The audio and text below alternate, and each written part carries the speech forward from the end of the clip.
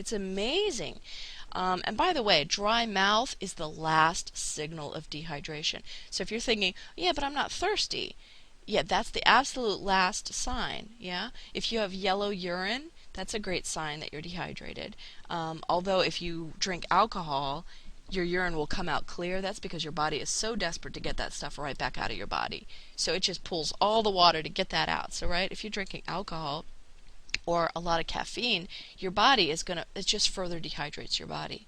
Okay, and when we say take in water, we're not talking about tea or fruit juice. We're talking water. You'll see there's a testimonial that illustrates that point.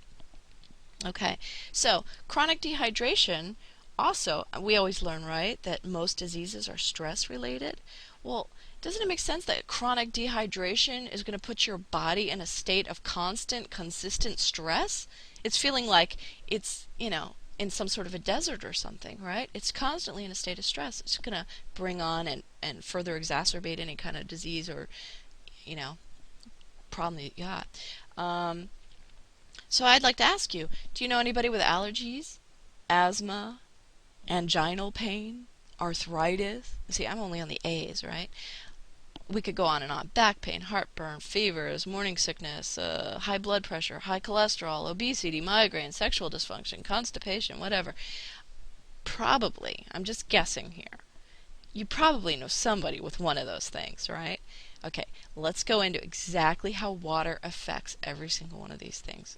Okay, let's start off with ulcers and dyspepsia, since this is how he discovered this whole thing in the first place. It's very fascinating. So let's see, I'm going to have to describe this. All right, here's a picture of your stomach, yeah?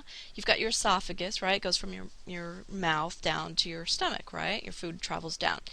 And mixes up with all these acids, right, to digest it. If you don't have enough water, what will happen is the acid will cut right through the mucus layer because the mucus layer doesn't have enough water to rebuild it back up. So when you drink water before you eat, it'll go, as long as there's nothing else in your stomach, it'll go quickly through the stomach, back out, into the intestines, get absorbed through the intestines, back out, and it'll go to the outside of the stomach. Okay, this is how the mucus layer is built. It's built from the outside in. So the water goes to the outside, gets absorbed by the stomach, and then builds up these mucosal layers, which protect your actual stomach lining from those quite corrosive acids. Yeah. Okay, so we remember the patients or the fellow prisoners in the prison that he helped with just water. He also, when he came to America, he was called in. There was a guy, he was just in excruciating pain. He was on the floor. His family called him. And he had been in pain since 1 o'clock in the afternoon, immediately after he had eaten his lunch. And it was now 11 o'clock at night. Doctor goes over to the house, and this guy is just in the fetal position on the floor, basically incoherent, and he's just in excruciating pain. So the doctor asks him, what's wrong? He said, it's my ulcer. And he says, okay, what have you done? And he said, well, I've taken 3, I think they're called cimetidine, I don't know, some very strong painkiller, plus an entire bottle of antacids. And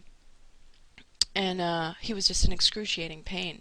So the doctor tells him, okay, here, drink a glass of water. And he fights the doctor first. He's like, no, I don't want the water. He's like, look, you've tried everything else. You're still in pain. Drink a glass of water.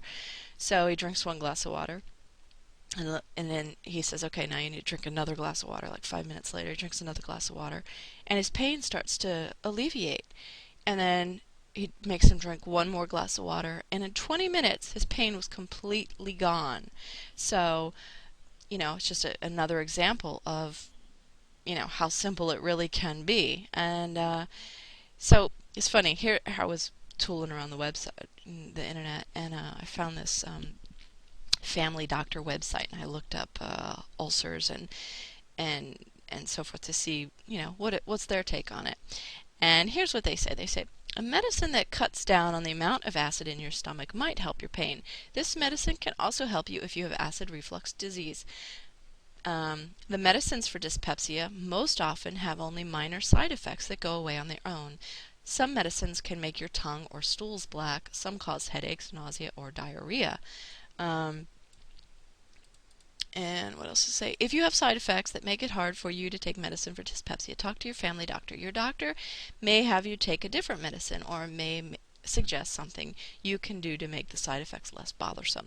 Your doctor might want you to have an endoscopy if you still have stomach pain or the pain goes away for a little while and comes back.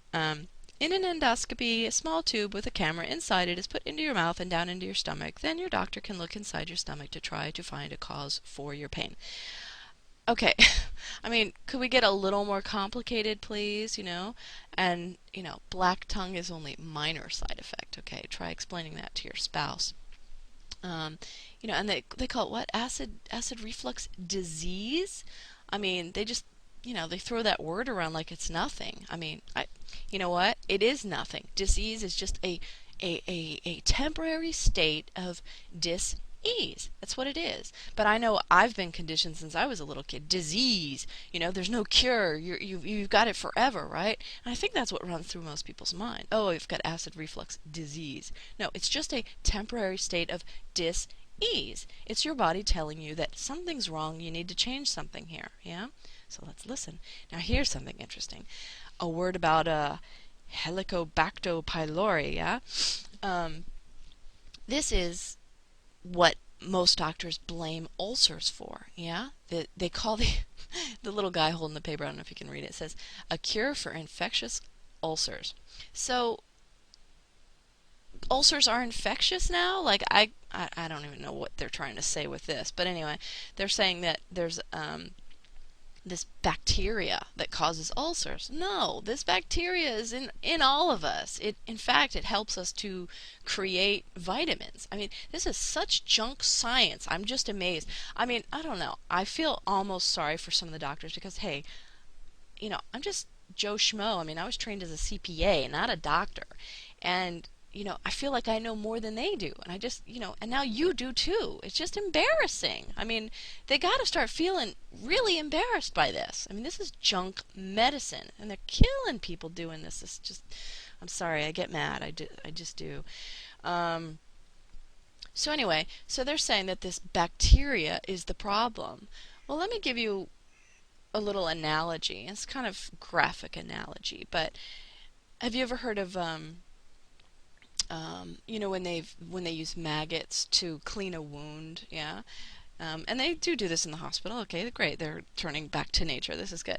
It's really gross to look at. I've seen it before. And maybe there's a stump that has like, gangrene or whatever. They set these maggots on it and they eat up the dead flesh and it spares them from gangrene, right? So a nice, simple, good naturistic solution. Anyway, so I was imagining. What if there was an elderly guy and he's in the hospital and for whatever reason he had his leg amputated or something and they put some maggots on his knee and his little granddaughter walks in for a visit to grandpa, yeah, and she sees the maggots on his knee, and the bottom part of his leg is gone. I mean, she would quickly, trying to make sense of what she's seeing, she would probably deduce that the maggots ate Grandpa's leg all the way up to the knee. Yeah? That would probably be her first assumption. This is how the doctors work, okay? Just because the bacteria is there does not mean the bacteria caused the problem. They're just showing up to the scene of the crime afterwards to take care of it. Just like the maggots might come to a severed arm or something, yeah? For me, that's similar to the Black Plague of Europe, yeah? I mean, everybody blamed it on the rats. Okay, yeah, maybe the rats carried the problem, but why were the rats attracted to the situation in the first place? Because everybody was living in a ridiculous state of filth. That's why the rats were there. It wasn't the rats' fault. They just took advantage of a certain situation. And that's what these bacteria are doing in your stomach. They just happen to like the scene or right around the site of an ulcer. Maybe they're there to help it. Who knows? I don't know. But see, the doctor goes and blames it on that. Calls it infectious. You got to take antibiotics. I don't even know what they do. But just ridiculous, okay?